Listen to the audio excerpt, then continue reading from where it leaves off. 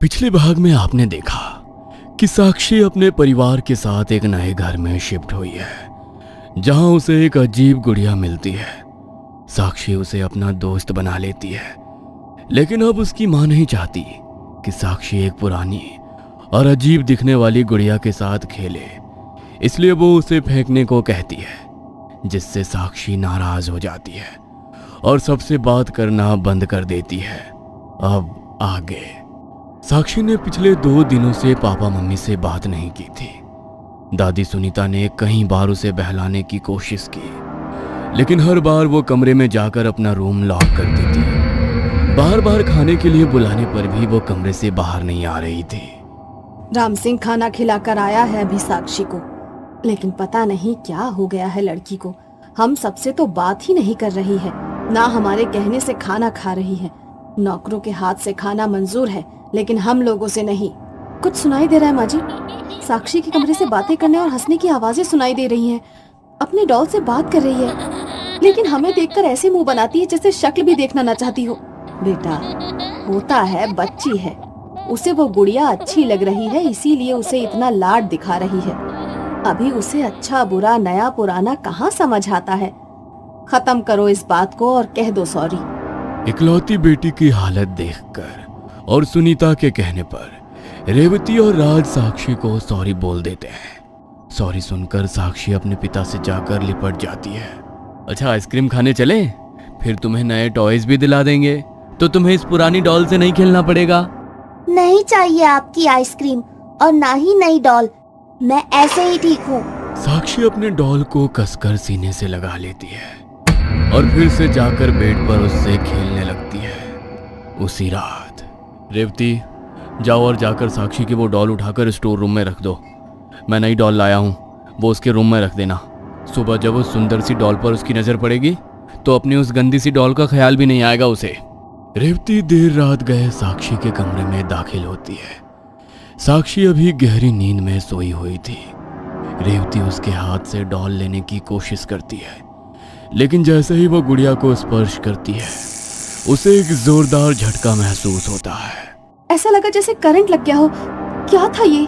घबराते हुए रेवती एक बार फिर से डॉल को उठाती है और उसे ले जाकर स्टोर रूम में पटक देती है, और फिर राज की लाई नई गुड़िया वहां रखकर अपने कमरे में जाकर सो जाती है।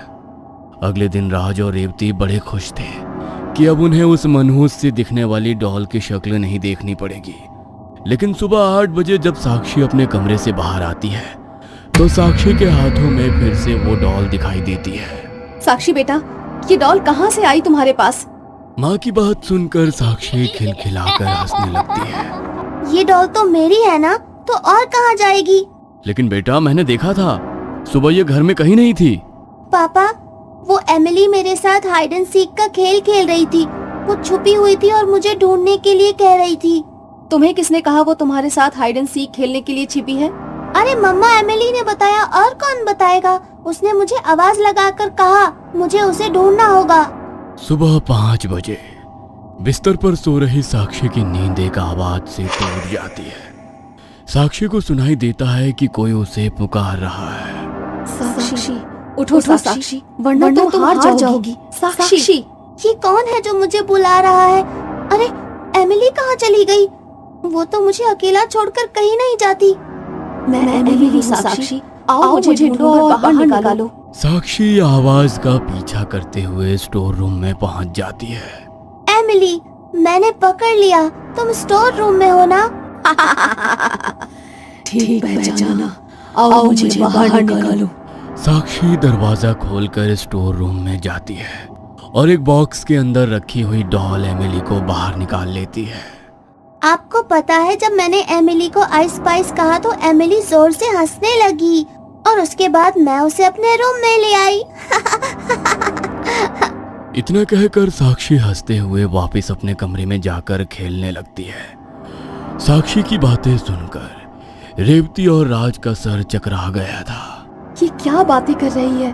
अरे वो सोई नहीं होगी, बस तुम्हें देखकर सोने का नाटक कर रही होगी। उसने तुम्हें गुड़िया छुपाते देखा होगा, तभी वो डॉल वहां से ले आई, और क्या। हद हो गई, अब तो बस एक बार मेरे हाथ लग जाए ये डॉल, पेट्रोल छिड़ककर सीधा आग लगाऊंगी इस डॉल में, तभी इससे पीछा छूटेगा।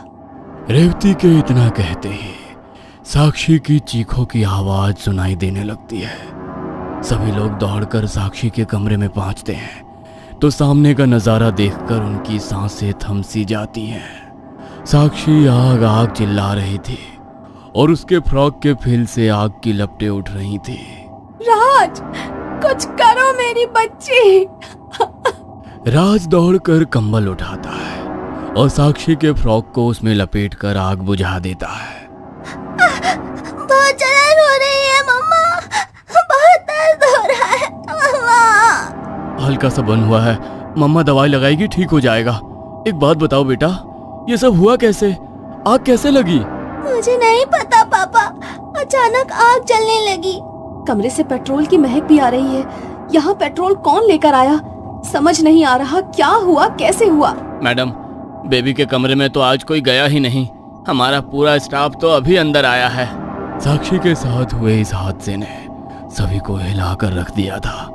कोई समझ नहीं पा रहा था अचानक आग कैसे लग जाएगी, क्योंकि साक्षी को तो अभी भी माचिस तक जलाना नहीं आता था। आग वाली घटना को कुछ दिन बीत गए थे। साक्षी के जख्म भी ठीक हो गए थे, लेकिन फिर भी साक्षी अब पहले की तरह पूरे दिन घर में धमा चौकड़ी नहीं मचाती थी। या तो वो अपने बुक में स्केच बनाती रहती या फिर डॉल से बातें करती। ना पहले की तरह टीवी देखने की जिद करती, ना खाने की। भाभी, क्या हो गया है साक्षी को? लगता है ये नया घर उसे पसंद नहीं आया। मुझे ऐसा लग रहा है वो अकेलापन फील कर रही है। यहाँ उसके कोई दोस्त भी नहीं है और छुट्टियाँ चल रही हैं, इसलिए स्कूल में भी किसी दोस्त से नहीं मिल पा रही है। मैं कुछ करता हूँ। विराज कुछ कार्ड्स प्रिंट करवाता है और फिर उन्हें लेकर अपनी भतीजी के पास जाता है। साक्षी, आओ मेरे पास, देखो मैं क्या लाया हूँ। चाचू, मुझे चॉकलेट नहीं खानी। अरे देखो तो चाचू क्या लेकर आए हैं। तुम्हारे लिए एक सरप्राइज है। चाचू जानते हैं कि तुम नए घर में शिफ्ट हुई हो और यहाँ पर तुम्हारा कोई दोस्त नहीं है। अभी स्कूल के भी वेकेशंस चल रहे हैं, इसलिए तुम लॉनली फील कर रही हो। चाचू ने तुम्हारी उदासी का एक सॉल्यूशन निकाला है। जानना चाहोगी? इधर आओ, ये देखो इस इनविटेशन कार्ड में क्या लिखा है। साक्षी चाचू के पास आती है और एक कार्ड लेकर पढ़ने लगती है। Get together party and Sakshi's new villa. रहने दो, अगर तुम्हारा मन नहीं है तो कोई बात नहीं, मैं सबको मना कर देता हूँ और वो केक पिज्ज़ा वगैरह भी रिटर्न करवा देता हूँ। नहीं चाचू, मुझे पार्टी करनी है, बहुत मजा आएगा। एमिली की भी फर्स्ट पार्टी होगी। बेटा, पापा की आज बहुत इम्पोर्टेंट मीटिंग है और मुझे एक सोशल इवेंट में जाना है। आई एम सो सॉरी बेटा, मैं तुम्हारे साथ रुक नहीं पाऊंगी। विराज किसी और दिन कर सकते हैं ना? माँ की बात सुनकर साक्षी पहले से भी ज्यादा गुस्सा हो जाती है। अरे भाभी, आप क्यों गुड़िया रानी को ऐसे कहकर मायूस कर रही हो? आप बिजी हो, लेकिन चाचू तो आज फ्री है ना। मैं आपको आज आपकी गेट टुगेदर पार्टी अरेंज करने में मदद करूंगा, ओके? चाचू की बात सुनकर साक्षी का चेहरा खिल गया था। शाम होने लगी थी, आसमान में तारे चमकने लगे थे और इधर साक्षी एक सुंदर सी गुलाबी रंग की फ्रॉक पहने चाचू के साथ गाड़ी में बैठकर मॉल जा रही थी। चाचू, सब बच्चों के लिए रिटर्न गिफ्ट ले लेते हैं, बहुत मजा आएगा। मॉल में जाकर साक्षी अपने सारे दोस्तों के लिए रिटर्न गिफ्ट्स खरीदती है और फिर वहां से लौटकर पार्टी के सारे अरेंजमेंट्स करने के बाद रेडी होकर अपने दोस्तों का वेट करने लगती है। अरे, ये रिया का अचानक फोन आ गया। नहीं उठाऊंगा तो मुंह फुला लेगी। वैसे ही बात बात पर शादी तोड़ने की धमकी देती है। साक्षी बेटा, आप अपने दोस्तों के साथ एंजॉय करो, एक इम्पॉर्टेंट कॉल आ गया है, मैं अभी अटेंड करके आता हूँ। विराज कुछ देर तक अपनी मंगेतर से बात करता है। जब तक वो फोन पर बातें कर रहा था, साक्षी के सारे दोस्त घर पर आ गए थे और पार्टी शुरू हो चुकी थी।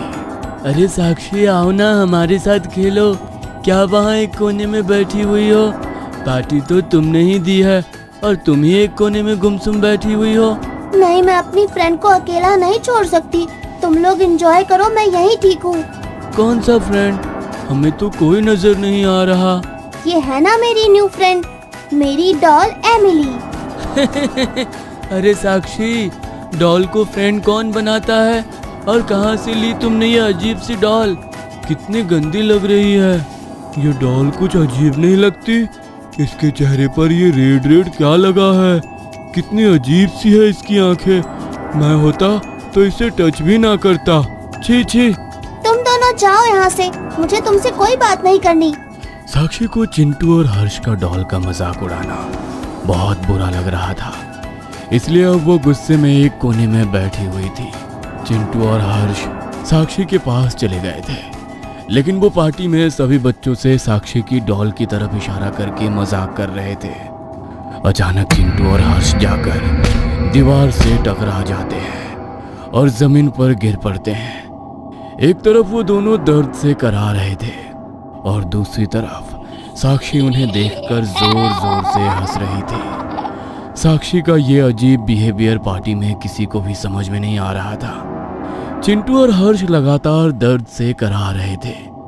पार्टी में हो रही चीख पुकार को सुनकर विराज फोन रखकर दौड़ते हुए वहां पहुंचता है तो देखता है साक्षी के दो दोस्त बुरी तरह से दर्द से करा रहे हैं। विराज को कुछ समझ में नहीं आ रहा था, इसलिए वो जल्दी से उन्हें अस्पताल ले जाता है, जहां पता चलता है कि चिंटू के हाथ में और हर्ष के पांव में फ्रैक्चर आ गया है।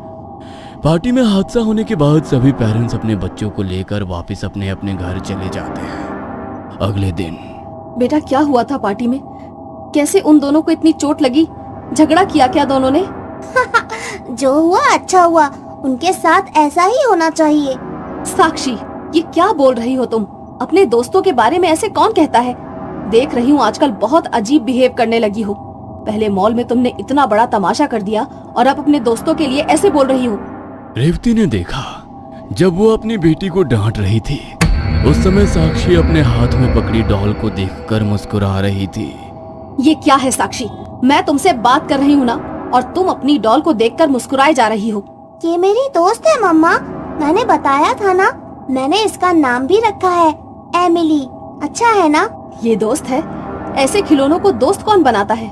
कुछ अजीब सा महसूस हो रहा है इसे देखकर। दिखाओ तो जरा। नहीं मम्मा, आप इसे नहीं ले सकते।